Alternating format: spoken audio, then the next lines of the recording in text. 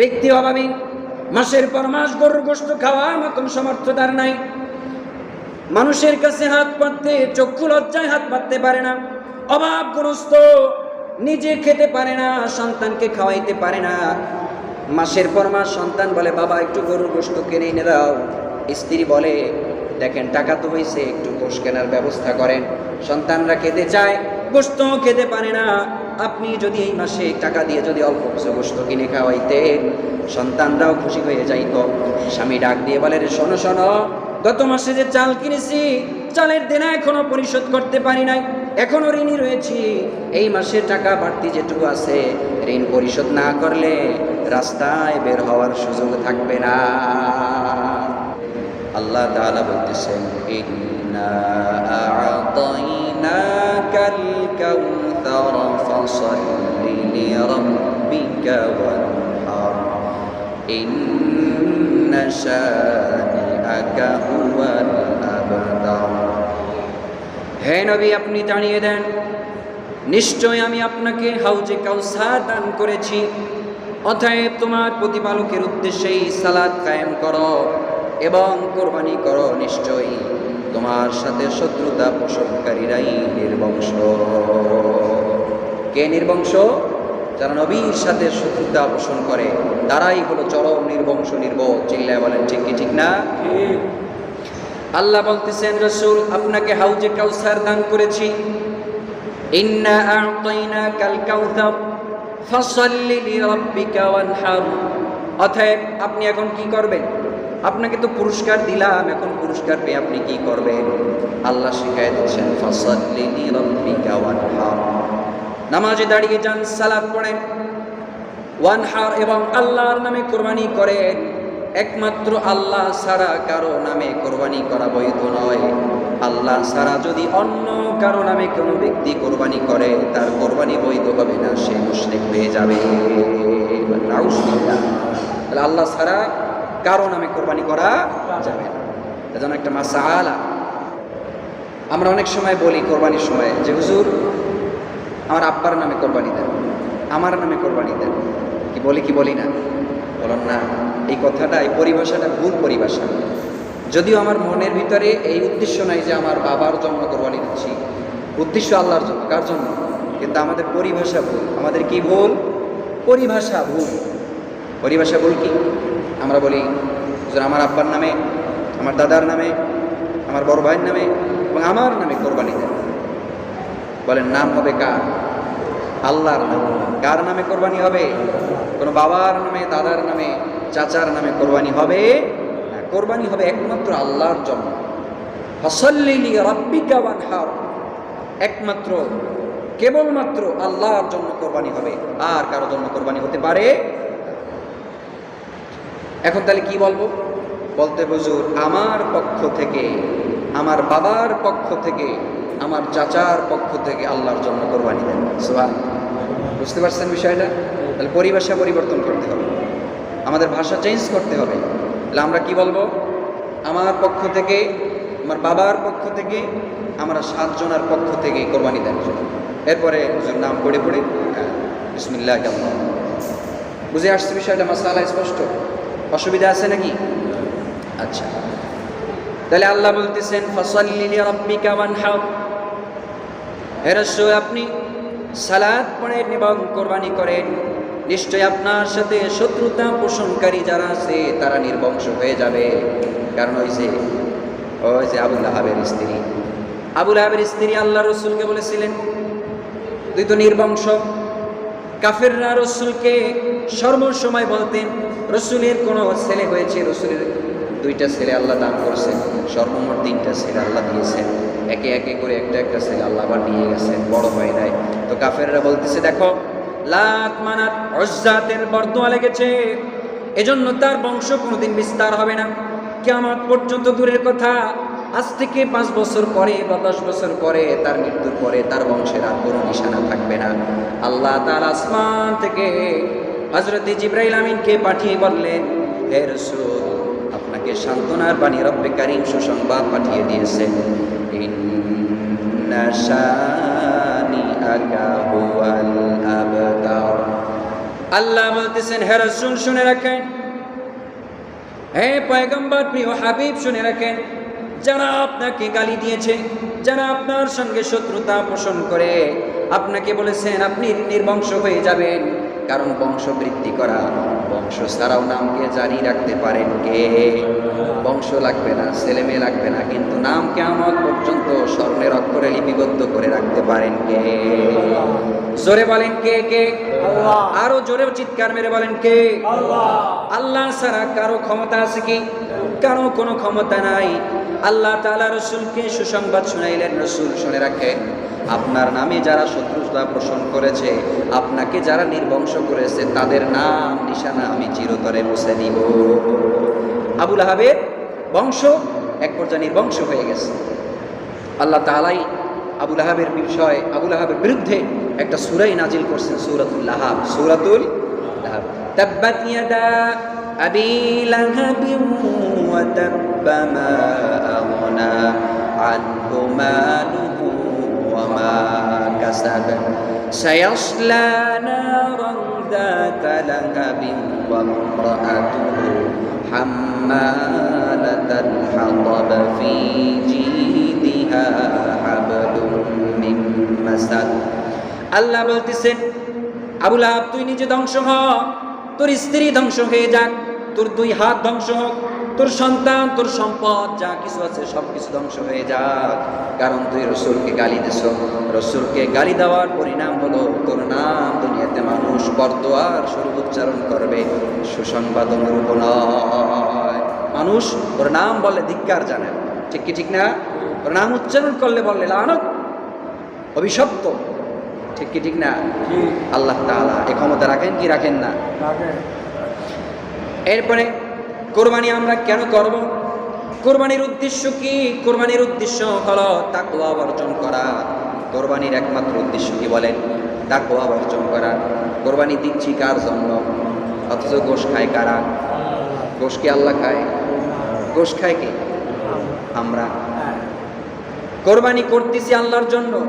মূলত দুনিয়ার সিস্টেম হলো যার জন্য যা কিছু হবে সে ওই জিনিস পাবে। বাবা যদি সন্তানের জন্য বিদেশ থেকে মোবাইল নিয়ে আসে, তাহলে ওই মোবাইল কি মা পায় নাকি? ওই মোবাইল কি বড় ছেলে বা অন্য চাচা পায় নাকি?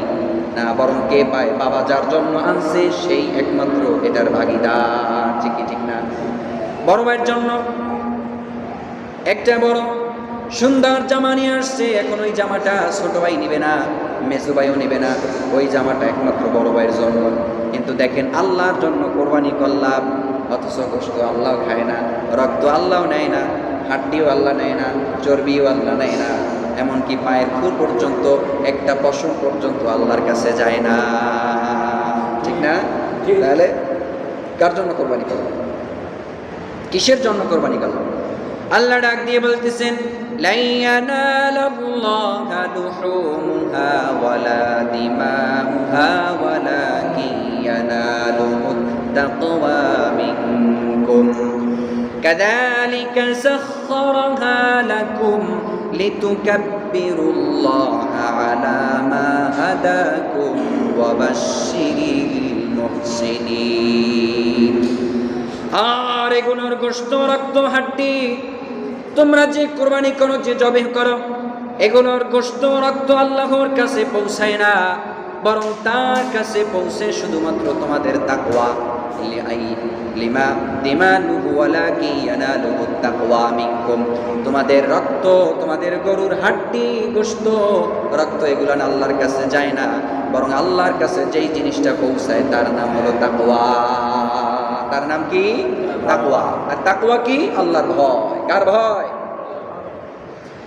প্রতি বছর কোরবানির জন্য 1 লক্ষ টাকা 2 লক্ষ টাকা খরচ করে, 20,000 টাকা 30,000 টাকা খরচ করে আল্লাহর জন্য নিবেদিত, বিনা কষ্টে বিনা পরিশ্রমে খুশি মনে আল্লাহর জন্য কোরবানি করে দিচ্ছি।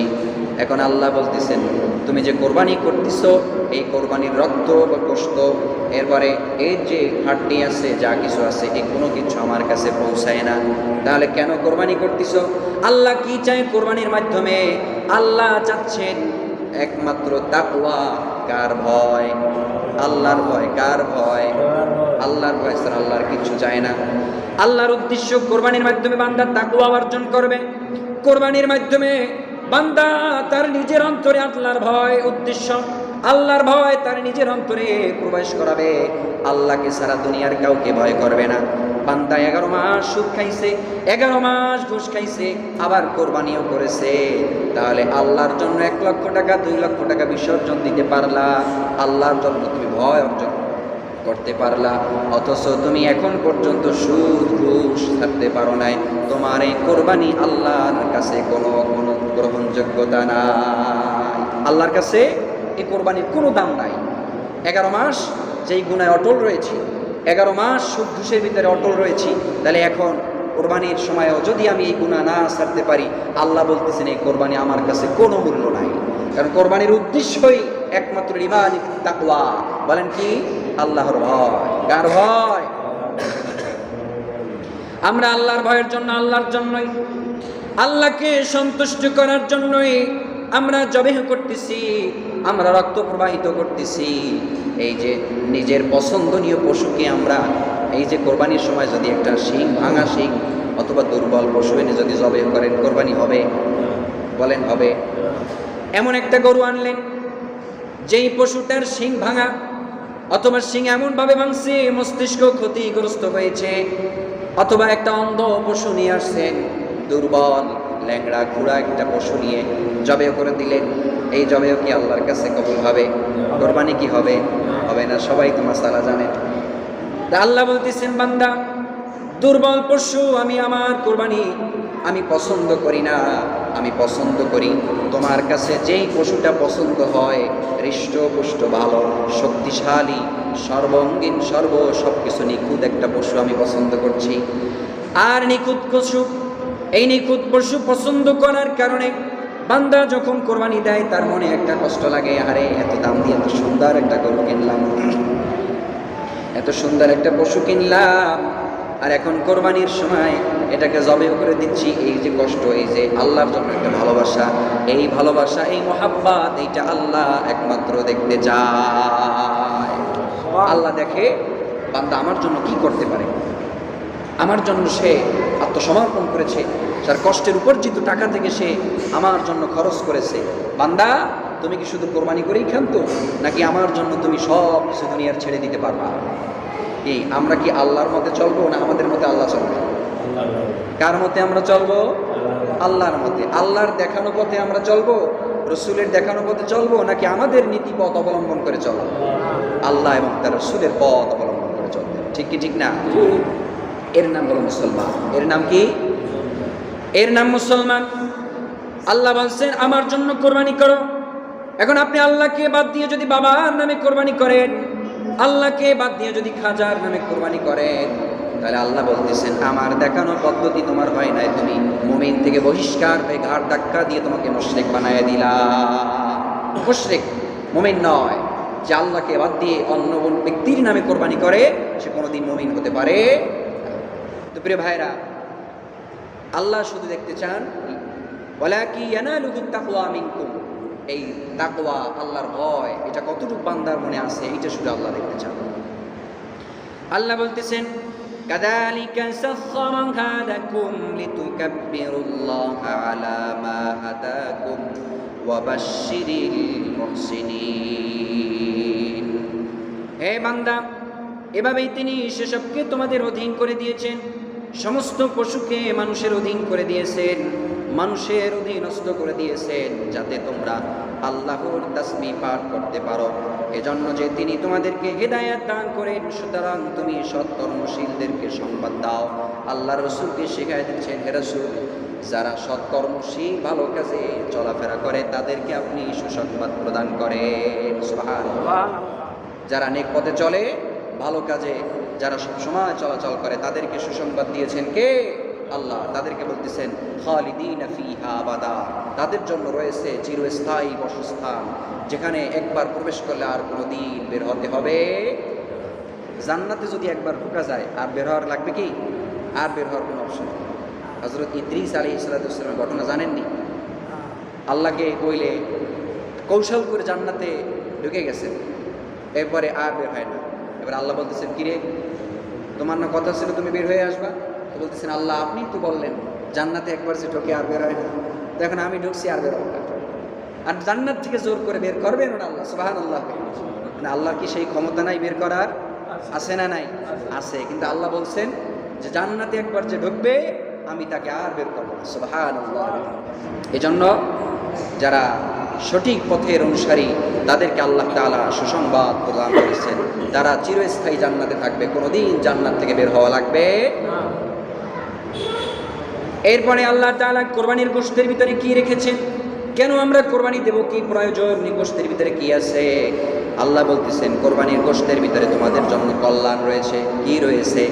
কল্যাণ রয়েছে। ডায়াবেটিস যাদের আছে কোরবানির গোশত খাবেন, দেখবেন ডায়াবেটিস বাড়ে না। আগের অন্য গোশত খাইলে যেভাবে ডায়াবেটিস বৃদ্ধি পায়, কুরবানির গোশত যদি আপনি একটু নিয়তকে সহি করে মোহাব্বত করে যদি ভক্তি করে খান, ডায়াবেটিস ওই পরিমাণ বাড়ে না। তবে আবার এমন খাওয়া যদি খান রসুলের সুন্নাতের বিপরীতে, তাহলে ডায়াবেটিস আবার যা ছিল তার থেকে ডবল হয়ে যাবে। হ্যাঁ, রসুলের সুন্নাত কি? এক ভাগ খানা খাবেন, এক ভাগ পানি খাবেন, আর এক ভাগ ফাঁকা রাখবেন। এটা হলো সুন্নাত। এটা কি? আর আমরা যখন গরুর গোশত পাই তো গোশত দিয়েই 3 ভাগ ভরে ফেলাই, এবার ভাত দিয়ে তো আরো বাড়তি রিজার্ভ ফান্ড ভরি, এরপরে পানি, এরপর তো জায়গা নাই, এবার শ্বাস করতে পারি না, কষ্ট হয়ে যায়। পায়জামা লঙ্গি ঢিলা করে বাইতে বসে থাকি, বলে ওঠেন না কেন? বলে একটু দেরি হবে, খাওয়া বেশি হয়ে গেছে। কি হয়ে গেছে? এইরকম মরণ খাওয়া খাইলে আপনার কি ডায়াবেটিস হতে সময় লাগবে? আর আপনি যদি এভাবে নিয়মতান্ত্রিক সুন্নাত তরিকায় খানা খান, যে এক ভাগ ভাত খাবেন, এক ভাগ পানি খাবেন, আর এক ভাগ ফাঁকা রাখবেন, আপনার কশিনকালেও ডায়াবেটিস হবে। মদিনায় 2 জন ডাক্তার আসছে, 3 দিন ঘুরে মদিনার শহরে ঘুরে ফিরে যায়, আসার পরে বলতেছে ইসলামের ভিতরে এমন কোন বিশেষজ্ঞ ডাক্তার আছে? মদিনার অলিতে গলিতে ঘুরলাম কিন্তু কোনো জায়গায় কোনো রোগ দেখতে পাইলাম না। মদিনার অলিতে গলিতে ঘুরে কোনো বড় কোনো অসুস্থতা আমরা পেলাম না। এমন কোন ডাক্তার আপনারা তৈরি করছেন? তখন সাহাবীরা জবাব দিল, এ ডাক্তার শুনে রাখো, আমাদের নবী এমন সিস্টেম শিখাইছেন, এমন নীতিমালা শিখাইছেন, কোন ব্যক্তি যদি এই নীতিমালা অনুসরণ করে তার জীবনকে পরিচালনা করে, পশ্চিমকালে দুনিয়ার সমস্ত রোগ ব্যাধি তার থেকে দূরে সরে যাবে। সুবহানাল্লাহ। কেউ যদি মেসওয়াক করে তাহলে তার দাঁতের ভাইরাস, দাঁতের সমস্ত পয়জন থেকে সে হেফাজত থাকবে, পেটের রোগ থেকে সে হেফাজত থাকবে। আমাদের পেটে যে সমস্ত রোগ ব্যাধি হয় এটা দাঁতের কারণে হয়। কিসের কারণে? অধিকাংশ দাঁতের মাধ্যমে ছড়ায়। আর যদি কেউ দৈনন্দিন মেসওয়াক করে, 5 ওয়াক্ত নামাজে 5 বার উযু করলে 5 বার যদি মেসওয়াক করে, তাহলে দাঁতে কোনো ময়লা থাকতে পারে? অথচ আমাদের দাঁতে একটু গোশত খাইলে এই জায়গায় গোশত, এই জায়গায় গোশত, দধি খাইলেও দধি লাগিয়ে থাকে, দাঁত হলুদ হয়ে যায়, এরপর বিরাস করার সময় পাই না। ঠিক কি ঠিক না? বিরাস না করলে যদি মেসওয়াক করতেন অন্তত পক্ষে দাঁতটা তো সুন্দর থাকতো, ঠিক না? মেসওয়াকের ফজিলত আমি গত সপ্তাহে বলেছি। অতএব রসুলের সুন্নাত নীতিমালা অনুসরণ করে কেউ যদি চলে, আল্লাহ তাআলা তাকে সমস্ত বিপদ থেকে হেফাজত করেন। বলে সুবহানাল্লাহ। এই জন্য কোরবানির গোশের ভিতরে কল্যাণ রয়েছে, মঙ্গল রয়েছে। কি মঙ্গল রয়েছে? আল্লাহ বলেন والبدن جعلناها لكم من شعائر الله لكم فيها خير فاذكروا اسم الله عليها صواب فإذا وجبت جنوبها فكلوا منها وأطعموا القانع والمعتر। আর কোরবানির উটকে আমি তোমাদের জন্য আল্লাহর অন্যতম নিদর্শন বানিয়েছি, তোমাদের জন্য রয়েছে তাতে অসংখ্য গণিত কল্যাণ এবং মঙ্গল রয়েছে কোরবানির গরুর গোশের ভিতরে। সুতরাং সারিবদ্ধ দণ্ডায়মান অবস্থায় সেগুলিকে উপর আল্লাহর নাম উচ্চারণ করো এবং যখন কাত হয়ে পড়ে যায় ফাকুলু মিনহা, তখন তার থেকে ভক্ষণ করো।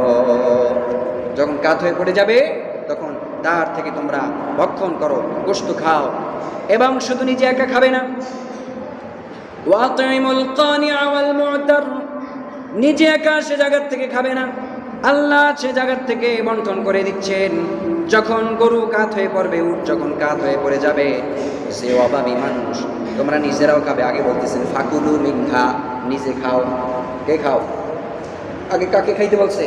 কোরবানি দাতাকে, যে কোরবানি দিচ্ছে আগে খাও।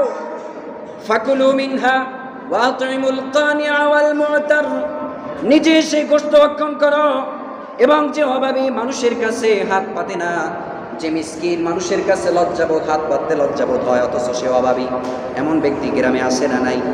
এমন ব্যক্তি আমাদের সমাজে আছে না নাই? ব্যক্তি অভাবী, মাসের পর মাস গরুর গোশত খাওয়ার মতন সমর্থ তার নাই, মানুষের কাছে হাত পাততে চক্ষু লজ্জায় হাত পাততে পারে না, অভাবগ্রস্ত, নিজে খেতে পারে না, সন্তানকে খাওয়াইতে পারে না। মাসের পর মাস সন্তান বলে বাবা একটু গরুর গোশত কিনে এনে দাও, স্ত্রী বলে দেখেন টাকা তো হয়েছে একটু গোশত কেনার ব্যবস্থা করেন। সন্তানরা খেতে চায়, গোশত খেতে পারে না। আপনি যদি এই মাসে টাকা দিয়ে যদি অল্প কিছু গোশত কিনে খাওয়াইতেন, সন্তানরাও খুশি হয়ে যাইত। স্বামী ডাক দিয়ে বলে রে শোনো শোনো, গত মাসে যে চাল কিনেছি, চালের দেনা এখনো পরিশোধ করতে পারি নাই, এখনো ঋণী রয়েছি, এই মাসের টাকা বাড়তি যেটুকু আছে ঋণ পরিশোধ না করলে রাস্তায় বের হওয়ার সুযোগ থাকবে না। এমন ব্যক্তি সমাজে আছে না নাই? এমন ব্যক্তিকে খুঁজে খুঁজে বের করতে হবে, বের করে তার বাড়ির দরজায় যে কোরবানির গোশত পৌঁছে দিতে হবে। এরপরে আল্লাহ বলতেছেন শুধু ওয়াতিমুল কানিআ ওয়াল মু'তার, এবং শুধু তাদেরকে খুঁজে বের করেই ক্ষান্ত হবে না, এবং যারা তোমাদের বাড়ির দরজায় আসবে এবং যারা মানুষের কাছে চেয়ে বেড়ায়, দেখবেন সিরিয়াল ধরে বাড়ির সামনে ব্যাগ নিয়ে দাঁড়িয়ে থাকে, হয় না এরকম? এদিকে মনে হয় নাই, আসেনি?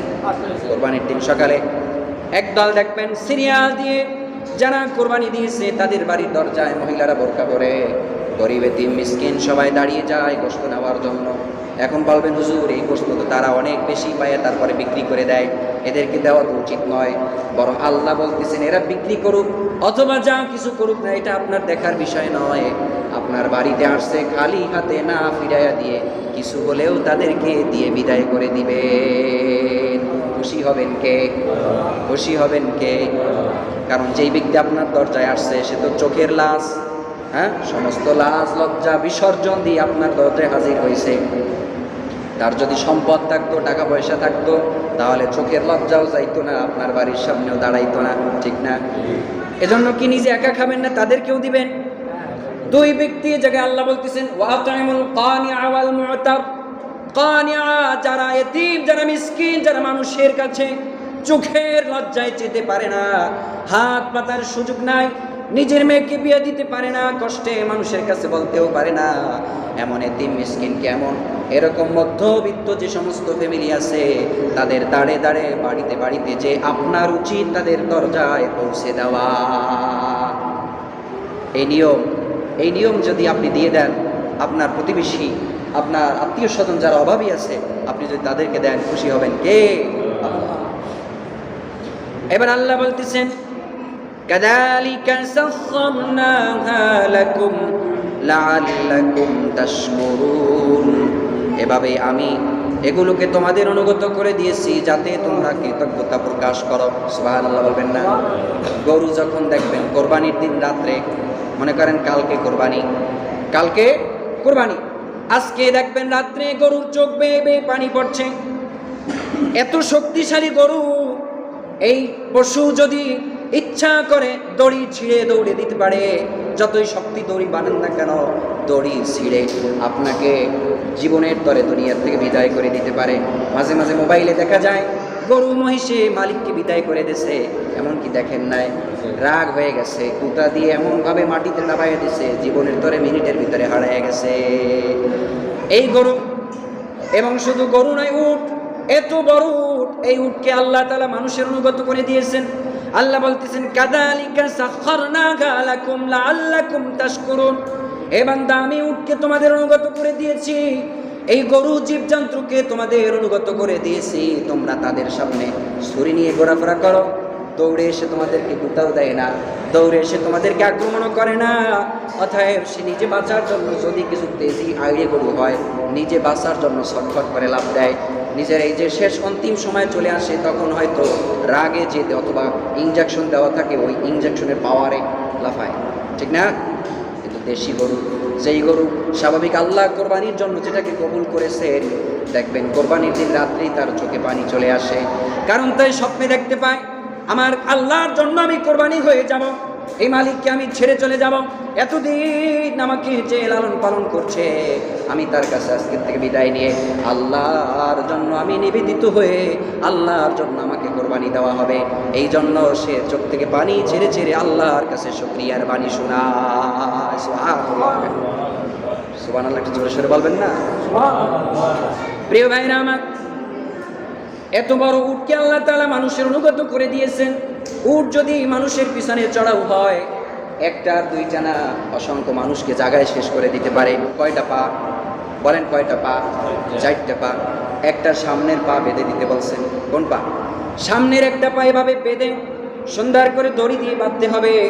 এরপরে গলায় ছুরি দিতে হবে। উটকে কিন্তু শোয়ানো যায় না। শোয়ানো যায়? এত শক্তিশালী উট, এই উটকে শোয়ানো সম্ভব নয়। শোয়াইতে গেলে কয়জনের যে দাঁত পড়ে যাবে আল্লাহ বাকি ভালো জানে, ঠিক না? এই গরু শোয়াইতে যেয়ে কত মানুষের দাঁত পড়ে যায়, ঠিক না? অথচ এই উট যদি আল্লাহ বলতেন উট শোয়াই কোরবানি দেওয়া লাগবে, এছাড়া কোনো বিকল্প পথ নাই, তাহলে আমাদের অবস্থা কি হইতো? হ্যাঁ, এই যে মক্কা শরীফে যে হাজিরা লক্ষ লক্ষ উট কোরবানি দেবে, হাজার হাজার উট কোরবানি হবে, তো এই যে উট এই যদি শোয়ে শোয়ে কোরবানি দিতে হইতো, কি কত না কষ্ট হইতো। তাহলে কি একদিনে কোরবানি দেওয়া সম্ভব ছিল? 3 দিনও তো দূরের কথা, 1 মাসেও শেষ হইতো না।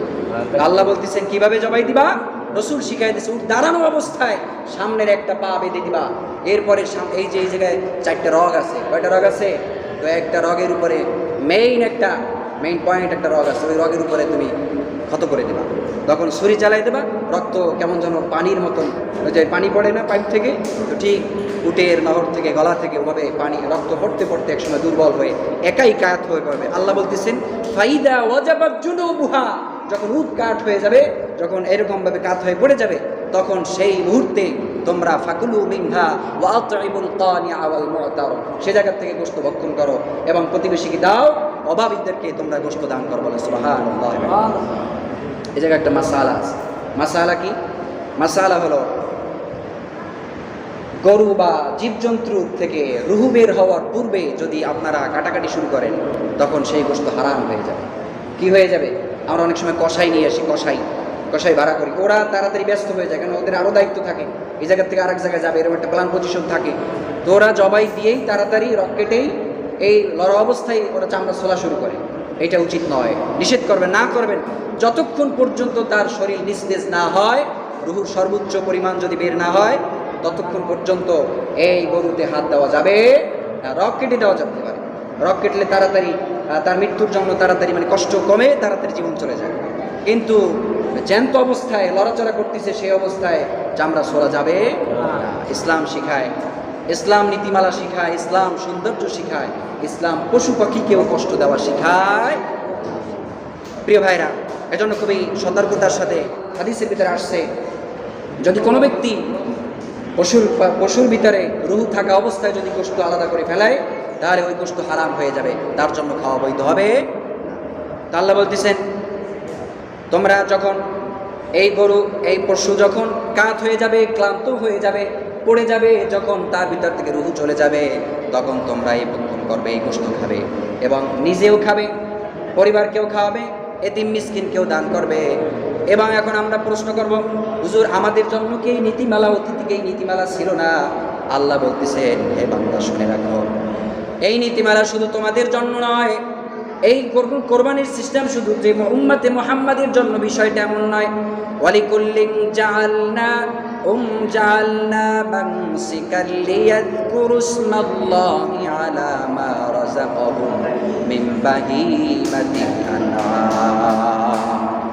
আল্লাহ বলতেছেন প্রত্যেক জাতির জন্য আমি কোরবানির নিয়ম করে দিয়েছি। এই নিয়ম শুধু এই যে উম্মতে মুহাম্মাদি মুসলমানদের জন্য নয়, এই নিয়ম শুরু হয়েছে হযরতে আদম থেকে শুরু হয়েছে এবং কিয়ামত পর্যন্ত এই নিয়মকে জারি রাখবেন কে? আরো জোরে বলেন কে? আল্লাহ। সমস্ত শক্তি একত্র করে আল্লাহর জন্য একটা তাকবীর দিয়ে বলেন এই নিয়ম জারি রাখবেন কে? আল্লাহ। আপনাদের কি সমস্ত শক্তি এই? আর কোনো গায়ে শক্তি নাই? হ্যাঁ, তাহলে জোরে সরে বলেন কে? আল্লাহ। আরো জোরে আওয়াজ দিয়ে বলেন কে? আল্লাহ। আল্লাহ ছাড়া কি আমাদের আর কোনো মালিক আছে? আমরা নামাজ পড়ি কার জন্য? কোরবানি করি কার জন্য? আমার জীবনের সর্বস্ব কার জন্য? কুল ইন্না সালাতি ওয়া নুসুকি ওয়া মাহইয়ায়া ওয়া মামাতি লিল্লাহি রাব্বিল আলামিন।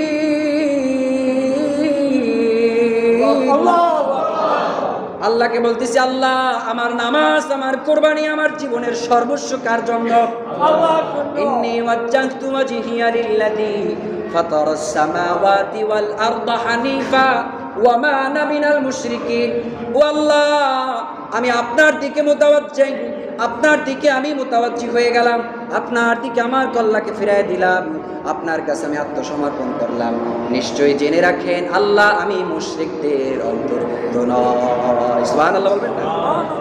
তাহলে কোরবানি দিতে যাই কি মুশরিক হবেন নাকি ইমানদার হবেন? বলেন কি হবেন? ইমানদার। কোরবানি দিতে যাই কি মুশরিক হতে চাই? না, আমরা কি হতে চাই? ইমানদার হতে চাই। তাহলে কার জন্য কোরবানি দিতে হবে? বাবার জন্য? খাজার জন্য? মাজারের জন্য? কার জন্য হবে? আল্লাহর জন্য হবে। আল্লাহ ছাড়া আমরা কারো নামে কোরবানি দিব? তাহলে আমি শুরুতে যেই পরিভাষা আপনাদেরকে শিখাইছি, এই পরিভাষা উচ্চারণ করবেন। কি উচ্চারণ? যে বাবার জন্য, আমার জন্য হুজুর কোরবানি দেন না, বরং আপনি বলবেন আমার পক্ষ হতে, আমার বাবার পক্ষ হতে, আমার দাদার পক্ষ হতে আল্লাহর জন্য কোরবানি দেন। বলে সুবহানাল্লাহ। এমন বলতে পারবেন না ইনশাআল্লাহ? আর যারা এভাবে বলে ফেলবে ভুলে, তাদেরকে ভুল শুধরাই দেবেন ইনশাআল্লাহ। এখন আল্লাহ বলতেছেন, আমি তোমাদের জন্য কোরবানির কোষের ভিতরে, কোরবানির ভিতরে মঙ্গল রেখেছি। আমরা অনেকে আছি কোরবানির ওয়াজিব হয়ে গেছে কিন্তু কোরবানি দেই না। আছে না নাই? কোরবানি ওয়াজিব কিন্তু কোরবানি দেয় না, এমন ব্যক্তি আছে না? কি বলেন? নাই। এখন বলুন হুজুর, কোরবানি ওয়াজিব হয় কিতে? কোরবানি ওয়াজিব হয় যেই ব্যক্তি নিসাব পরিমাণ সম্পদ 3 দিনের ভিতরে, ওই পরিমাণ সম্পদ তার কাছে যদি উচ্ছিত থাকে, তাহলে তার উপর কোরবানি ওয়াজিব। এখন বলবেন নিসাব কাকে বলে? নিসাব হলো যাকাত ওয়াজিব হয় যেই শর্তে, কোরবানি ওয়াজিব হয় সেই শর্তে। এখন বলুন যাকাতের সিস্টেম তো জানি না, এখন তাহলে যাকাতের সিস্টেম বুঝাই। কারো কাছে যদি এই 3 দিনের ভিতরে যদি তার অ্যাকাউন্টে, তার বাড়িতে বা কারো কাছে যদি জমা থাকে 52.5 তোলা, 52.5 ভরি রূপা, এই পরিমাণ টাকা যদি জমা থাকে, তাহলে তার উপরে কোরবানি ওয়াজিব হয়ে যায়। কারণ আমি বলতে পারি, আশা করি এলাকার ভিতরে প্রত্যেক ফ্যামিলির ভিতরে প্রবাসী আছে। আছে না নাই? বলেন না, আছে না নাই? এমন কোনো ফ্যামিলি আছে যে প্রবাসী না? একটু হাত তুলে দেখাইতে পারেন? হ্যাঁ, অনেকের আছে। আমার ওই 4টা মেয়ে, 5টা মেয়ে, আমার কোনো ছেলে নেই। তাদের কথা ভিন্ন, তাদের কথা। আমি আশা করি তাদেরও অ্যাকাউন্টে টাকা জমাই রাখছে, কারণ তাদের আরও পেরেশানি বেশি যে আমার তো ছেলে নাই, কামাই করে খাওয়াবে কে? তাহলে তো আমি অ্যাকাউন্টে টাকা যদি আমার জমা না করি, বুড়ো বসে কী খাবো? কি এমন প্ল্যান আছে না? প্রিয় ভাইরা, রিজিকের মালিককে, ওমা মিন দাব্বাতিন ফিল আরদি ইল্লা আলাল্লাহি রিজকুহা, আসমানের ভিতরে, জমিনের উপরে যত পশু পাখি আছে সব কিছু রিজিকের ফয়সালা করেন কে? আল্লাহ। রিজিক নিয়ে পেরেশানি করবেন না, রিজিকের ভয়ে সত্য কথা লুকিয়ে রাখবেন না। যে আমি যদি রিজিকের ভয়ে, আমার সত্য কথা বললে চাকরি ছুটে যাবে, সত্য কথা বললে আমার চেয়ার ছুটে যাবে, এই ভয়ে আপনি সত্য কথা গোপন রাখেন, আল্লাহ কিয়ামতের ময়দানে 1 বিন্দু পরিমাণ আপনাকে ছাড় দিবে না। চিল্লায় বলেন ঠিক কি ঠিক না? তাই কোরবানি ওয়াজিব কাদের উপরে? যাদের কাছে 52 ভরি, 52.5 ভরি। 52.5 ভরি কত টাকা আসে? সর্বোচ্চ 1,02,000 বা 4,000 টাকা। তাহলে ধরলাম আমরা 1,05,000 টাকা যার কাছে থাকবে, তার কোরবানি দেওয়া ওয়াজিব। তার কি বলে? তাহলে 1,05,000 টাকা অ্যাকাউন্টে নাই এমন মনে হয় কোনো ব্যক্তি নাই? আছে? সবার অ্যাকাউন্টে টাকা আছে। এবং 1 লাখ আর 2 লাখ না, 1 লাখ তো এটা মনে হয় 100 টাকার মতো। 1 লাখ কি এটা কোনো গোনায় ধরে না। শুধু আমরা মাত্র গুণি 5 লক্ষ টাকা জমা দিয়েও সেকে লেখি মাত্র। কি লেখি? হ্যাঁ, সেকে জমা দেওয়ার সময় কি লেখেন? 5 লক্ষ টাকা মাত্র। একজন ব্যক্তি ব্যাংকে টাকা জমা দিতে গেছে, তো দেখতেছে 5 লক্ষ টাকা লিখে, এইভাবে 5 লক্ষ লিখে প্রায় 5-7টা শূন্য দিয়ে লেখছে মাত্র। এখন পাশে আরেক ব্যক্তি 500 টাকা নিয়ে দাঁড়াই আছে, উনি চেক লেখতে, উনি দেখতেছেন উনি 5 লক্ষ টাকা দিয়ে লেখছে মাত্র, তাহলে আমি 500 টাকা, এটা তো মাত্র তো উনি লেখছে 500 টাকা সামান্য। কি লাগছে? 500 টাকা, মানে ওনার 5 লক্ষ টাকা মাত্র। তাহলে আমার এটা তো ব্যাংকের ম্যানেজারের কাছে যদি আমি এটাও মাত্র দিয়ে লিখি, আমার মানিজ্যের থাকবে? উনি লাগছে 500 টাকা সামান্য। এই জন্য প্রিয় ভাইরা, যদি আমাদের বাহ্যিক খরচ বাদে আপনার মনে করেন 1 লক্ষ টাকা না থাকলে আপনি চলতে পারবেন, বা আপনার পরিবারে যে আসবাবপত্র যা কিছু আছে এটা আপনার ব্যবহারিক ব্যতীত বাকি যা বাড়তি যা আছে এটা হিসাব করে যদি 1 লক্ষ টাকা হয়, তাহলে আমরা সন্দেহ হয়ে যায় যে 1 লক্ষ টাকা হলে আপনার উপর কোরবানি ওয়াজিব। প্রিয় ভাইরা, এখন বলুন হুজুর, একটা গরু কিনতে গেলে 1 লাখ 1.5 লাখ টাকার নিচে কেনা যায় না, আপনাকে গরু কিনতে হয়েছে কে? হুজুর 1 ভাগ কোরবানি দিতে গেলে 20,000 টাকার নিচে কোনো ভাগ হয় না, তাহলে আপনাকে ভাগে দেওয়ার কোনো প্রয়োজন নাই। আপনি একটা ছাগল দেন মাত্র 8,000 টাকা 10,000 টাকা তো কিনে, আপনাকে গরু কোরবানি দেওয়ার জন্য আল্লাহ জবরদস্তি করছেন? বরং আপনি যদি একা ছাগল দেন তো এইটা আপনার নিখুঁত কোরবানি হবে, আপনার তাকওয়া আরো বেশি হবে, ঠিক কি ঠিক না? আর যদি 7 জনকে ভাগে নিয়েছেন, একজন সুদখোর, একজন ইয়াবাখোর, একজনে বিড়িখোর, হ্যাঁ, আর একজনে গাঁজাখোর, আর একজনে নামাজি, আর একজনে তাহাজ্জুদ পূজারী, এই মোট 7 জনকে নিয়ে আপনি কোরবানি দিয়েছেন, কোরবানিই হয় না। কোরবানি হয়েছে নি? আপনারা কি বলেন? মুফতি সাহেব আসেন না, 2-1 বলেন না কোরবানি হবে? বরং 7 জনের নিয়াত এক থাকতে হবে, আল্লাহর জন্য হতে হবে। কেউ যদি 7 জনের ভিতরে যদি একজনের 7 নম্বর জনের নিয়াত যদি একটু গরমিল হয়, কোরবানি বাতিল হয়ে যায়, কোরবানি হবে না। এজন্য খুবই সাবধানতার সাথে এই কোরবানি দিতে হবে। যারা ভাগে কোরবানি দিবেন, এই 7 জনকে প্রয়োজনে মসজিদের হুজুরের কাছে, হুজুরের কাছে নিয়ে আপনি নিয়াত শুদ্ধ করাবেন, এই কিসের জন্য কোরবানি দিচ্ছি, 7 জনকে একত্র করবেন। হ্যাঁ, ওই যে ওই মহল্লা থেকে একজনে প্রশ্ন করছিল যে হুজুর আমরা কি আধা ভাগ, মানে 2 জন মিলে 1 ভাগ কি দিতে পারবো কিনা কোরবানি? না, এমন কোরবানি দেওয়া যাবে না। ওই যে বলতেছে হুজুর আমাদের 8 জন হয়ে গেছে, এখন 8 জনে অর্ধেক অর্ধেক ভাগ করে, মানে এতে টাকা বেশি হয়ে যায়, এই জন্য ভাগ করে দিচ্ছি, তাহলে কি কোরবানি হবে নাকি? একটা গরুতে সর্বোচ্চ 7 ভাগ, কয় ভাগ? আর 7 শরীক থাকতে পারবে। কয় শরীক? 7 শরীকের বাড়তি থাকলে কোরবানি হবে, এজন্য 7 জন। আবার ছাগলে কি 7 জন দেবেন? ছাগলে 1 জন। ছাগলে কয়জন? ছাগল, দুম্বা, ভেড়া, এগুলো সব 1 জন করে। আর উট এবং গরু, মহিষ ইত্যাদি এগুলো কি 7 জন করে দেওয়া যাবে। এখন বাবা হুজুর আজকে তো বললেন যে গরুর গোশত ভাগ করে খাইতে হবে, তাহলে কিভাবে খাবো?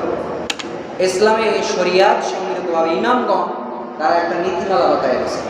ইমামগণ সিস্টেম বাতায় গেছেন। কি সিস্টেম? যে আপনি কোরবানির গোশত 3টে ভাগ করবেন। কয়টা ভাগ? কয় ভাগ করবেন? 3 ভাগ। যদি গোশ হয় যদি 20 কেজি বা 30 কেজি, তাহলে 10 কেজি 10 কেজি 3 ভাগ করবেন। 1 ভাগ 10 কেজি নিজের ভাগে রাখবেন, নিজের পরিবার, নিজের আব্বা আম্মা ইত্যাদি এদের জন্য রাখবেন। আর বাকি যে 10 কেজি থাকবে, এই বাকি যে 20 কেজি, এই 20 কেজির থেকে 10 কেজি আপনি নিজের নিকট আত্মীয় যারা আছে, গরিব, হ্যাঁ আছে না, মামাতো ভাই, খালাতো ভাই, মামা শ্বশুর, দাদা শ্বশুর, মামার চাচতো বোনের ফুফাতো শালীর, দেওরের বন্ধু, খালু, এরকম আছে না? এরকম যদি গরিবগুলো থাকে তো এদেরকে আপনি সেটা বাড়ি বাড়ি পৌঁছে দেবেন। তারা কিন্তু চাবে না। চাবে নাকি? চক্ষু লজ্জা আত্মীয়র কাছে চাওয়া যায় নাকি? যে আরে আমি কোরবানি দিয়ে আমার গোশত পাঠাই দিও, বলে নাকি এরকম? বলে না। বরং আপনি আপনার নিজ দায়িত্বে হিসাব করবেন, খাতায় লিস্টি করবেন, তারপরেও আত্মীয় স্বজনকে দিবেন ইনশাআল্লাহ। দিবেন না ইনশাআল্লাহ?